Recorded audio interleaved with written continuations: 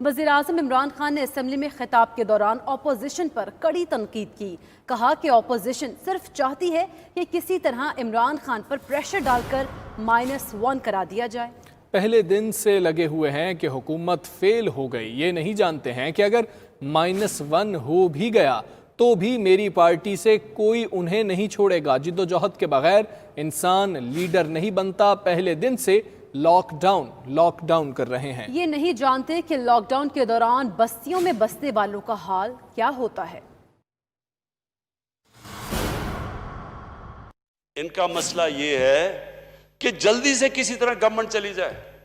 पहले दिन से ना इन्होंने मुझे तकरीर करने दी, पहले दिन से जी गवर्नमेंट फेल हो गई। वो यही चाह रहे हैं मेरे से कि किसी तरह इमरान के ऊपर प्रेशर डलवा के, किसी तरह -1 करवा के ये बच जाएंगे। इन्हें नहीं पता कि ये -1 हो भी गया तो बाकी भी कोई इनको नहीं छोड़ेगा इंशाअल्लाह।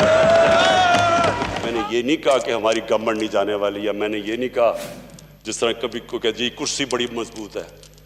कोई मजबूत नहीं होता, अल्लाह के ऊपर होता है। आप आज हैं कल नहीं हैं।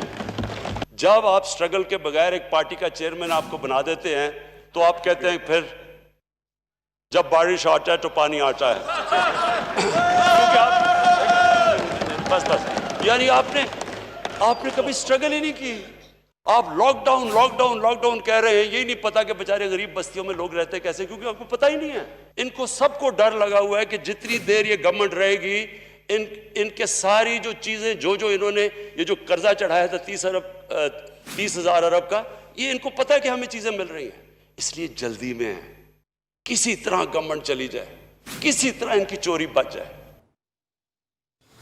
इसी हवाले से बात करेंगे। सीनियर तज्जियाकार डॉक्टर मोइद पीरजादा साहब हमारे साथ मौजूद हैं। डॉक्टर साहब कहिएगा, वज़ीर-ए-आज़म इमरान खान ने क्लियर कर दिया कि कोई -1 नहीं होने जा रहा है।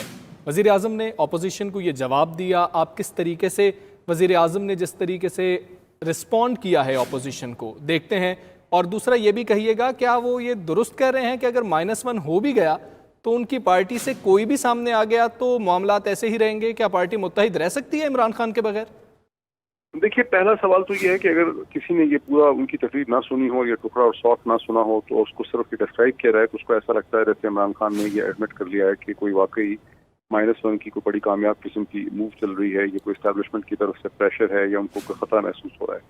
जब उनकी एक्चुअल तकरीर और टुकड़े को आप सुनते हैं तो आपको एहसास होता है कि वज़ीर-ए-आज़म चूंकि ज़्यादा बोलते हैं, तो ये बात आप कहने में कोई एतराज़ नहीं है मुझे कि वो ज़्यादा बोलते हैं। एक स्टेटमेंट की हैसियत से, chief executive of the country की हैसियत से वो बोलते ज़्यादा हैं, और अब ज़्यादा बोलते हैं तो गलतफहमियां जो है वो क्रिएट हो जाती हैं। लेकिन जब गौर से उनकी तकरीर सुनते हैं तो ये बात क्लियर हो जाती है कि उनको कोई खतरा नहीं है किसी किस्म का कि -1 होने वाला है या उन पर कोई प्रेशर है। वो सिर्फ अपोजिशन को एक भक्ति स्टाइल से जवाब दे रहे हैं और उनको इन रिटर्न कह रहे हैं कि मेरी जमात स्ट्रॉन्ग है। अब आ जाते हैं दूसरी चीज़ के ऊपर कि अगर वो नहीं होते, एक टोटल हाइपोथेटिकल बिलफर्ज है कि वैसे तो ये बात बिल्कुल क्लियर है कि पीटीआई जो है, जब तक पीटीआई इन पावर है, कोई और जो है पीटीआई से प्राइम मिनिस्टर जो है नहीं बन सकता। ये ऐसे ही है जैसे पीपीपी में जुल्फिकार अली भुट्टो जिंदा हो और कोई और जो है वो पीपीपी को लीड कर ले, तो हो नहीं सकता। लेकिन अगर ऐसा होता है, सपोज इमरान खान नहीं है, तो तहरीक इंसाफ एक खासी कमजोर जमात साबित होगी। उसमें ये सलाहियत नहीं होगी कि वो इमरान खान जिस किस्म के एजेंडे पे काम कर रहे हैं वो उस एजेंडे को लेकर नहीं चल सकेगी। ये कोई कम्युनिस्ट पार्टी ऑफ चाइना नहीं है, ना ये कोई रिपब्लिकन पार्टी है अमेरिका की या लेबर पार्टी है बरतानिया की। ये इस लिहाज से इमरान खान की गिरदी घूमती। डॉक्टर मोइद पीरजादा साहब इस हवाले से भी फरमा दीजिएगा कि आपने कहा कि जिस तरीके से वज़ीर-ए-आज़म कुछ ज़्यादा बोलते हैं, तो वज़ीर-ए-आज़म ने यह भी कहा इशाइये के दौरान कि मेरे अलावा कोई चॉइस नहीं है, और आज वज़ीर-ए-आज़म ने ये अल्फाज इस्तेमाल किए कि जिद्दोजहद के बगैर एक तो इंसान लीडर नहीं बनता, दूसरा कि हुकूमत फेल होने की बात हो रही है, ऐसा हरगिज़ नहीं है, और मैं ये नहीं कहता कि हमने हमेशा यहाँ पर रहना है या कुर्सी बहुत मजबूत होती है। तो ये दोनों क्या बयानात में तजाद नहीं समझते, या ये भी ज़्यादा बोलते बोलते वज़ीर-ए-आज़म बात कर गए? और अगर -1 वाकई एक ऑप्शन मौजूद है, क्या ऐसे हालात में जो हालात पाकिस्तान की मईशत के हैं, जो कोरोना के मामला चल रहे हैं, -1 अच्छी ऑप्शन हो सकती है? हमजा, बहुत सी कंफ्यूजन तो मीडिया क्रिएट कर देता है जब चीज़ों की ठीक मालूमात मीडिया के पास नहीं होती। मेरी जहाँ तक इन्फॉर्मेशन है, मैंने जहाँ तक पढ़ा है इन्वर्टेड कोट्स में, वज़ीर-ए-आज़म ने इशाइये पे ये नहीं कहा था कि मेरे अलावा कोई चॉइस नहीं। उन्होंने अपनी पार्टी को मुखातिब करके कहा था कि हमारी अलावा यानी पीटीआई के अलावा जो है वो एक और चॉइस जो है इस वक्त सिस्टम में एग्जिस्ट नहीं करती। क्योंकि जब हम उसको हमारे इससे बदल के प्राइम मिनिस्टर ले आते हैं तो हमें उसमें एक सेंस ऑफ इनसिक्योरिटी नजर आती है। मेरा जहां तक एनालिसिस है, प्राइम मिनिस्टर को इसके बारे में कोई इनसिक्योरिटी नहीं है कि जितना सपोर्ट पॉलिटिकल बेस है वो प्राइम मिनिस्टर इमरान खान के गिर्द खड़ा हुआ है। पीटीआई के अंदर कोई ऐसी कदावर शख्सियत नहीं है जिसके पीछे एक क्राउड हो, जिसके पीछे स्ट्रीट की सपोर्ट हो। कोई शख्सियत ऐसी नहीं है जिसको पॉपुलर सपोर्ट हो। ट्विटर पे 15-20 लाख लोग हो जाना या कुछ हो जाना वो मैटर नहीं करता। सड़क पे कोई सपोर्ट नहीं है इमरान खान के अलावा किसी की, तो जाहिर है कोई वजह नहीं। अब जो आज भी उन्होंने कमेंट्स किए हैं वो बेसिकली चूंकि ज्यादा बोलते हैं, जैसे मैंने आपको कहा है, वो बहुत प्रोएक्टिव हैं बोलने में। ये एक ऐसा वज़ीर-ए-आज़म है पाकिस्तान में जो दिन में कई दफा बोलता है। अक्सर ममालिक में वज़ीर-ए-आज़म कई दिन के बाद बोलते हैं, हफ्तों महीनों में बोलते हैं। हमारा वज़ीर-ए-आज़म जो है वो हर वक्त बोल रहा है, सुबह भी बोल रहा है, दोपहर को भी बोल रहा है, शाम को भी बोल रहा है। क्योंकि बोलते बहुत ज्यादा है, वो एक प्रोफेसर और एनालिस्ट की तरह बोलते चले जाते हैं, इसलिए उसमें गलतियां भी हो जाती हैं बहुत सी, लेकिन किसी किस्म की कोई इंस्टेबिलिटी मुझे नजर नहीं आ रही। जी ठीक है, डॉक्टर साहब साथ मौजूद रहिएगा। सादिया साहिबा, आप इस सवाल सादिया साहिबा से भी बात करेंगे। हारून साहब, आप ऑपोजिशन में कोई दमखम देखते हैं? वो बात तो करते हैं कि हम हर आईनी हरबा इस्तेमाल करेंगे इमरान खान को पीछे करने के लिए, -1 के लिए। क्या ऑपोजिशन में कोई दमखम है कि वो -1 के लिए कोई तहरीक चला सकते हैं? ये कोशिश तो वो कर रहे हैं, और जिनके पांव छूने चाहिए छू रहे हैं, जिनके घुटनों को हाथ लगाना चाहिए वो लगा रहे हैं, लेकिन दमखम कहाँ से आएगा? यानी एक साहब हैं, उन्होंने शहीदों के लिए जो मुख्तस ज़मीन थी वो अलाट कराई है, और एक साहब हैं जो कहते थे मेरा नाम बदल दीजिएगा, नाम अब उनका बदल चुका है, अब उन्हें टीटी कहा जाता है। टीटी के जरिए 7 अरब रुपए उनके हैं। और एक साहब जो हैं वो हुसैन हक्कानी के जरिए अमेरिका के साथ राब्ते में हैं, और मतलब जो जायदाद उनके वालिद साहब ने बनाई है उसकी हिफाजत करना चाहते हैं, और उनका सिर्फ एक मुतालबा है कि करप्शन के केसेस की ख़त्म किए जाएं। अपोजिशन में कोई दमखम नहीं है, यानी जो सामने नज़र आ रहे हैं लोग, लेकिन अवाम नाला हैं। अवाम इसलिए नाला नहीं है कि ये कोरोना का मसला कोरोना का मसला तो सारी दुनिया में है। और मेरा ख्याल है कि महंगाई भी जो लोग सूझबूझ रखते हैं वो समझते हैं कि हालात ऐसे हैं, महंगाई भी कुछ ना कुछ बढ़ेगी। लेकिन एक परेशानी लाहक है तमाम फाल तबकात में, सूझबूझ रखने वालों में, कि हुकूमत की कोई डायरेक्शन नहीं है, कहीं कोई सूझबूझ और हिकमत अमली और हिकमत और दानिश नज़र नहीं आती। और नज़र कहाँ से आए? सही, जब मामलात फयाजुल हसन चौहान से लेके जुल्फी बुखारी तक के हाथ में हो, कि पता नहीं ये मखलूक कहाँ से इन्होंने पैदा किया है, कहाँ से हासिल किया है।